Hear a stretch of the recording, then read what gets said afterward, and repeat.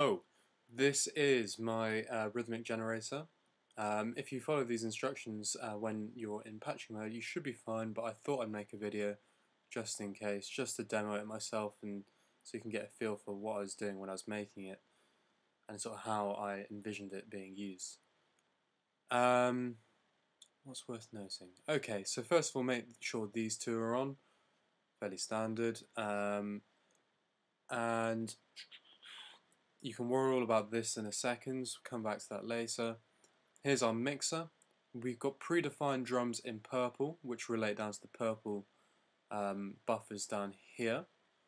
And then we've also got recorded percussion, which is basically supposed to be mouth sounds. That's generally what it sounds good with, and you record that in yourself using these buttons, and you can crop the selection, make it a bit snappier, so to say. So here I've done 4, and I'll record another one just to show it works, but there's efficiency, I did it myself earlier. And here is the speak and spell. Don't worry too much about that. That was a child's toy, maybe from the 80s or something. Excellent sound bank. And it used to teach kids how to spell, and it had all the letters of the alphabet, which sort of pertains to this seed, and you'll see how that comes in a second. Okay, so I'll quickly record a noise. Cool. Crop it down. That'll do nicely. Next.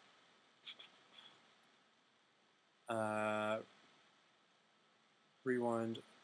Don't need to do that. Type a 4-letter seed. Try, I don't know, what should we try?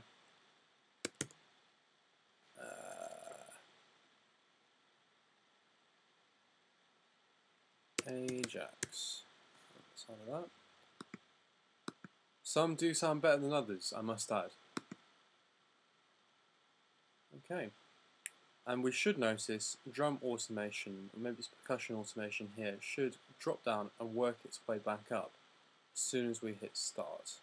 So let's go. A, K, A, H, A, K, A, H, A, K, A, H, A, K, A, A, K, A, H, A, K, A, H, A,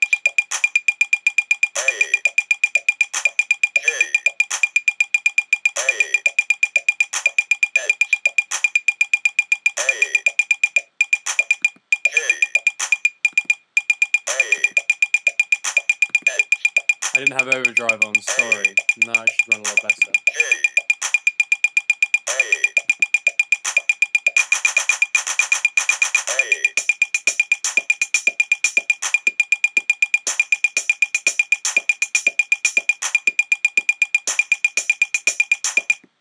Okay, cool. I think that you heard enough of that. That wasn't actually a very nice one. There are much better ones. Now, excuse my French, I believe this is actually a relatively better seed. So I seed the content, I need to reverse, rewind it.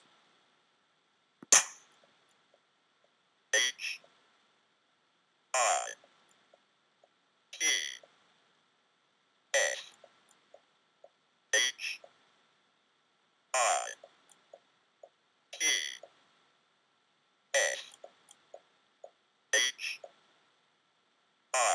As you can hear, every 16 bars it sort of adds elements, takes out elements, changes around the structure a little bit.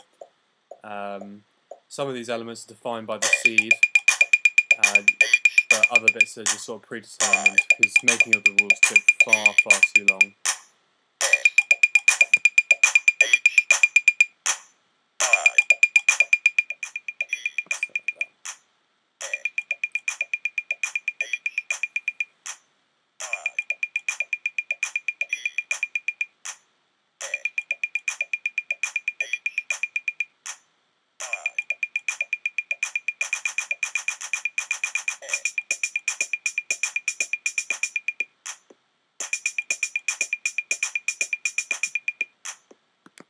Cool, so that's a slightly more successful beat.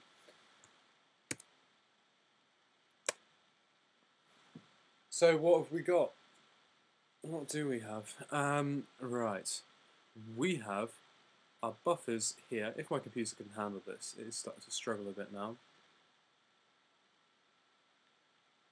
And this is where all the magic happens, really.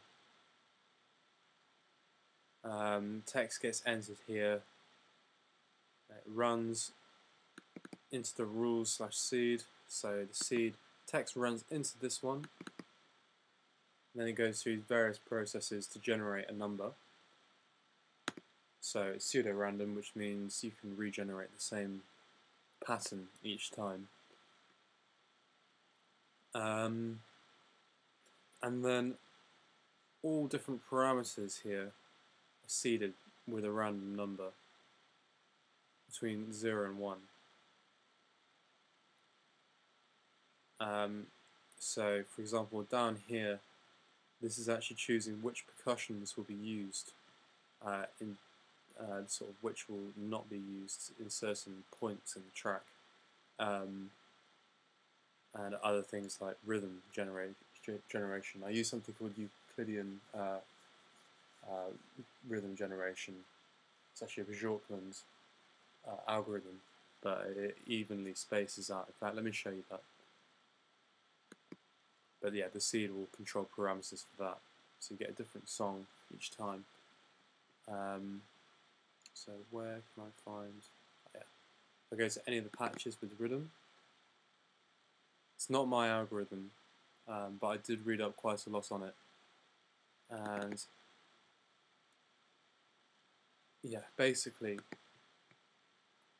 so here it would seem, what's this? How many pulses have I got here?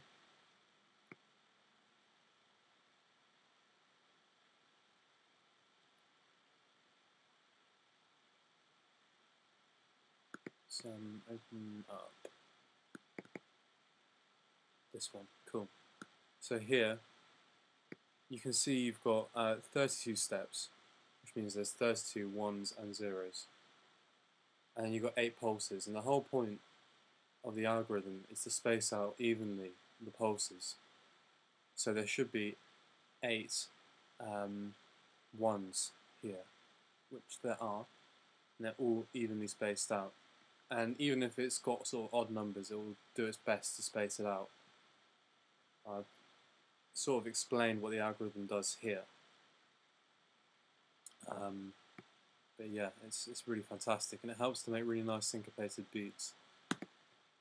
The sort of changeable parameters, you know, it sort of plugs into the seed system very well. So yeah, by and large, that's pretty much it. I included some Schroeder reverb, which I made for the last project. Then we got an EQ here, but I didn't use it very much. Never really came to use. You can set all your mixer settings.